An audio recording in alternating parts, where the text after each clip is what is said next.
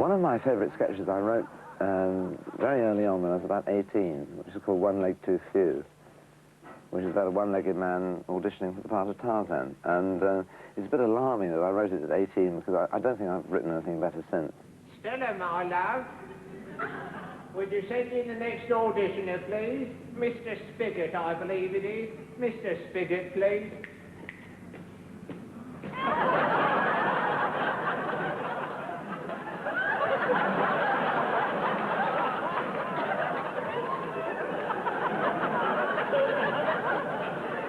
Mr. Spigot? Yes, Spigot by name, Spigot by nature. Wonderful. By happy chance, I just happened to be standing on one leg, scratching the sole of my foot, and Peter instantly said, "You are you not, Mr. Spigot, auditioning for the role of Tarzan?" I said, "Yes," and stayed in that position. Well, Mr. Spigot, need I point out to you where your deficiency lies as regards landing the role? Yes, I think you ought to. Need I say, with overmuch emphasis, that it is in the leg division that you are deficient. The leg division. The leg division, Mr. Spigot, you are deficient in it to the tune of 1. Your right leg, I like. I like your right leg. It's a lovely leg for the role. A lovely leg for the role. I've got nothing against your right leg. The trouble is, neither of you. I was actually very touched. It was the last time I saw Peter here in LA. We went out to dinner at somewhere with Lynn. And he said that to me, and he'd never had before, since we were at Cambridge. Yeah, you were in at the creation of that, you know. It's nice. It is inadequate, Mr. Spigot. Yes, and yes. in my view, the public is not yet ready for the sight of a one-legged Tarzan swinging through the jungly tendrils, shouting, "Hello, Jane." Right, yes. However great the charm of the performer be, they are not ready for it. Mind you, you score over a man with no legs at all. If a legless man came in here demanding...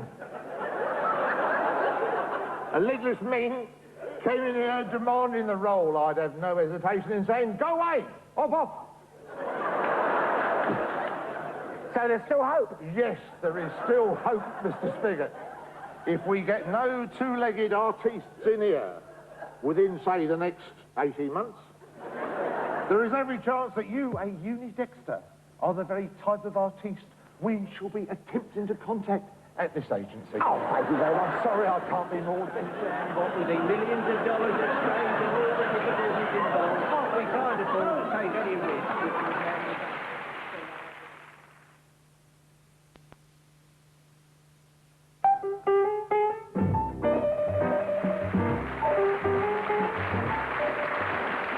Hello. Hello. How are you? I'm terribly well, and you? I'm terribly well as well. Well, I must say you're looking awfully fit. Well, I'm feeling pretty fit, actually. Yes. Isn't it amazing, us bumping into each other like this? Yes, I mean, here of all places.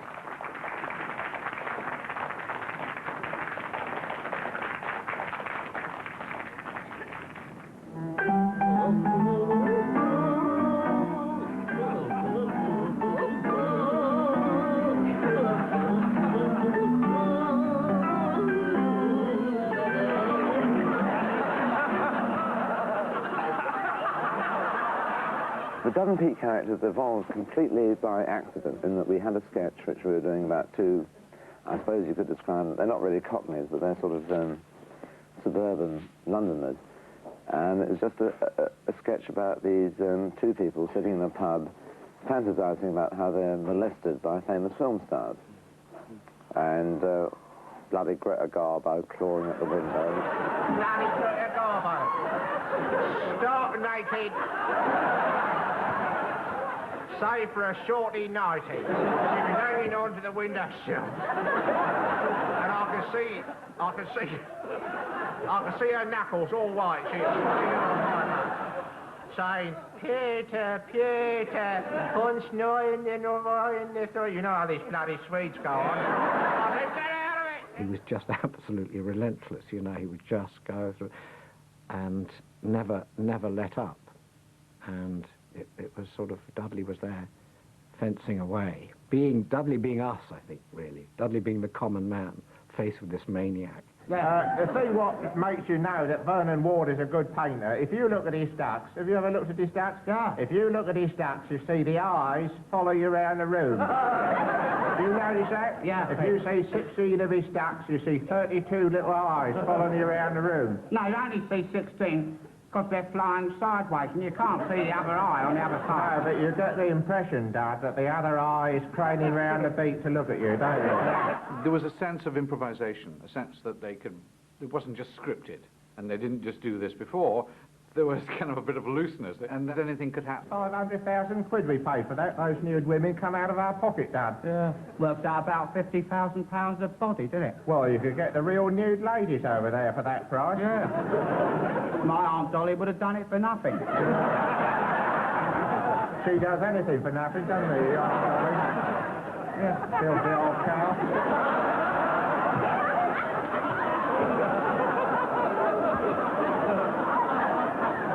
You enjoying that, Sanders? How does somebody perform against this, you know? How do you stop yourself laughing? And of course, the great attraction was when Dudley cracked up, and even more when Peter cracked up, which was very rare. No, the sign of a good painting like that, Dad, with their backs towards you, is if the bottoms follow you around the room. If he was about to corpse, as all his fans know, he would have this extraordinary twisting of his mouth would start, which was very difficult to resist. But he did generally resist it, and it was the other person who corpsed.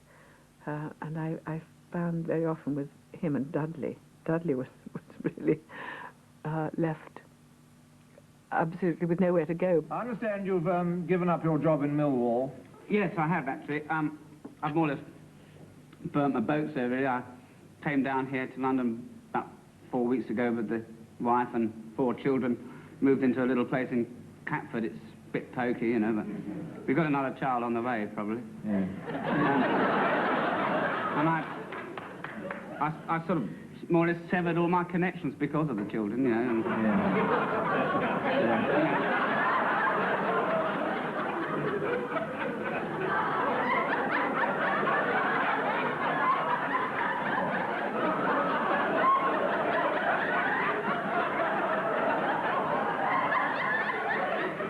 And I suppose you're rather short of cash.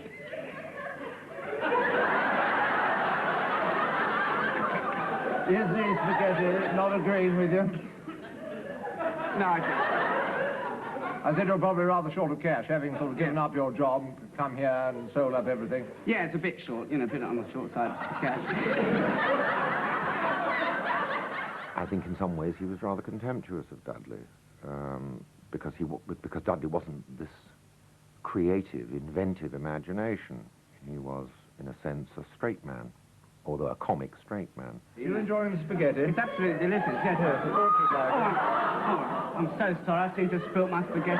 Peter and Dudley, you know, although they were apart a lot of the time, must have had this very absolutely unique relationship, and that's something that obviously you can't, you know, never dies. It just gets changed, and sometimes it probably gives a bit of pain on either side, but it can't necessarily go on forever. But the potential for it is always there, and I think Peter must have felt that sometimes when things weren't going so well for him, and Dudley probably felt exactly the same when things weren't going so well for him. There are tantrums, we weep a lot. It's like a marriage. How is it like a marriage? We're getting divorced. You running, you? Of course they're fucking running. I wouldn't say that.